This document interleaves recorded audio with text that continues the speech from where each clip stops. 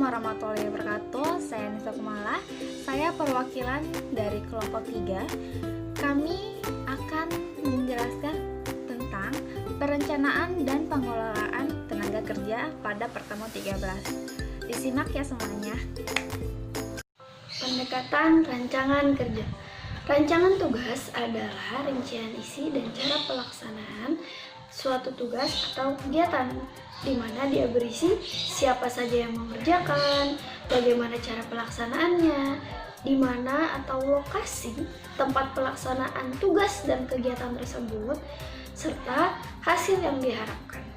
Tujuannya sendiri adalah menciptakan suatu sistem kerja yang produktif dan efisien. Pendekatan dalam rancangan kerja yaitu ada 3. Yang pertama adalah pendekatan perilaku, yang kedua sosial teknik, dan yang ketiga itu adalah manajemen ilmiah. Yang pertama, pendekatan perilaku ini menekankan bahwa manusia itu adalah makhluk yang kompleks, di mana atau sehingga mereka itu memerlukan pendekatan tertentu dalam penanganannya. Pendekatan tersebut memperhatikan faktor perilaku dan kepuasan terhadap kemauan dan keinginan manusia. Yang kedua, sosioteknik diperkenalkan oleh Eric tahun 1963, di mana pengembangan kerja tidak semata-mata mencerminkan teknologi yang ekonomis, tetapi juga memperhatikan faktor sosial tempat karyawan bekerja.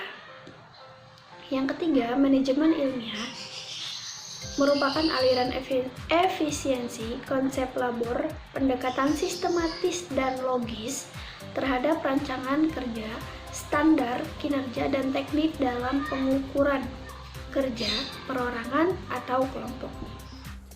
Analisis metode rancangan kerja. Yang pertama yaitu bagan proses aliran. Bagan ini menggambarkan urutan operasi baik gerakan pekerjaan maupun aliran material yang menggambarkan semua aktivitas, baik aktivitas secara produktif, transportasi, menunggu dan menyimpan, di mana kegiatan yang terlibat dalam proses pelaksanaan pekerja diuraikan secara detail dari awal hingga akhir. Yang kedua yaitu bagan pekerja mesin. Bagan pekerja mesin akan menunjukkan hubungan waktu kerja antara siklus kerja operator atau pekerja dan siklus operasi dari mesin atau fasilitas kerja lainnya yang ditangani oleh pekerja tersebut. Bagan aktivitas pekerja adalah bagan yang digunakan untuk menggambarkan atau merencanakan interaksi antara pekerja dan mesin dari waktu ke waktu. Seperti yang ditunjukkan namanya, bagan ini berkaitan dengan kriteria elemen kerja dan waktu mereka untuk pekerja dan mesin. Bagan ini juga menjadi alat analisa yang baik guna mengurangi waktu menganggur. Informasi paling jelas dari bagan ini adalah hubungan antara waktu siklus pekerja operator dan waktu operasi mesin yang ditanganinya. Bagan proses kelompok atau gang proses chart. Bagan kelompok kerja pada dasarnya merupakan adaptasi dari bagan pekerja dan mesin.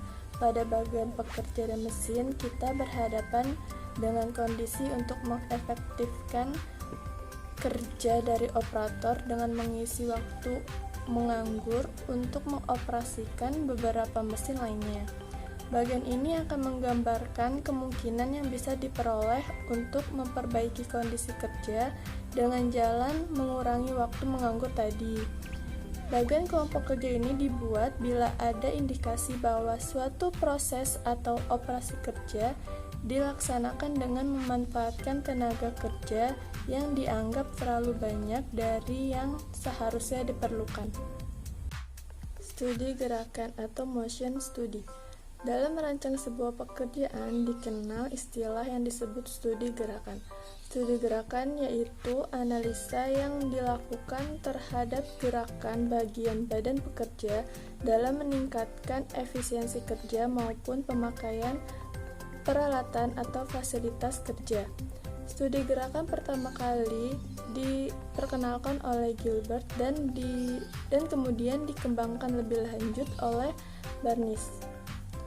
Tujuan utama dari studi gerakan ini adalah untuk menghilangkan atau setidaknya untuk mengurangi gerakan-gerakan yang tidak efektif, sehingga diharapkan pekerjaan dapat dilaksanakan secara lebih mudah dan cepat. Manfaat dari studi gerakan ini yaitu yang pertama, memperbaiki kemampuan pekerja karena menerapkan metode yang baik, penggunaan alat yang baik, dan menghentikan kegiatan yang tidak perlu. Yang kedua, kehidupan mesin dapat ditingkatkan. Yang ketiga, mengurangi kelelahan pekerja. Yang keempat, mengurangi biaya tenaga kerja karena pemborosan kurang dalam pabrik. Terdapat 4 teknik yang digunakan dalam studi gerakan.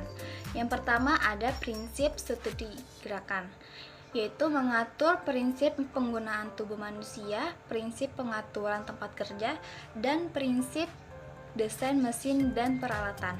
Yang kedua ada analisis terblik.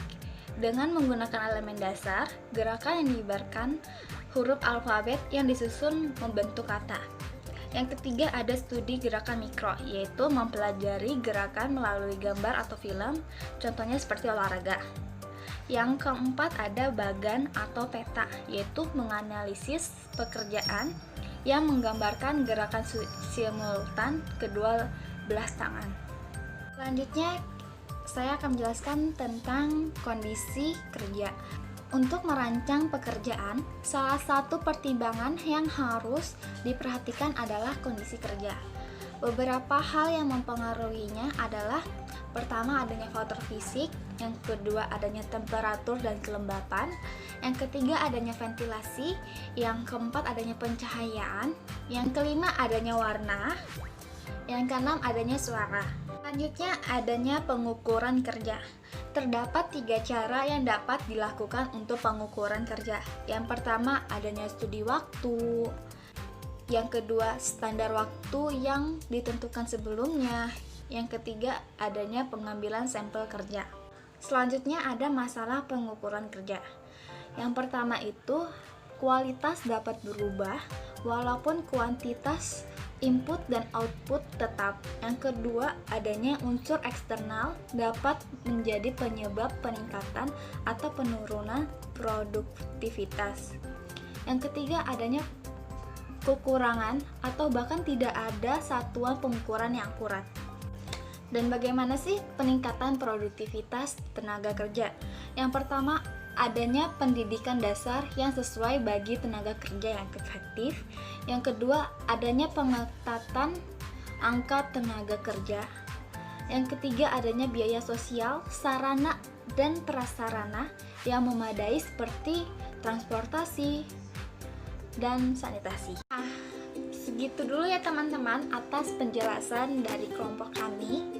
Mohon maaf sebelumnya jika ada kesalahan pengucapan atau kesalahan kata-kata dari kelompok kami. Wassalamualaikum warahmatullahi wabarakatuh.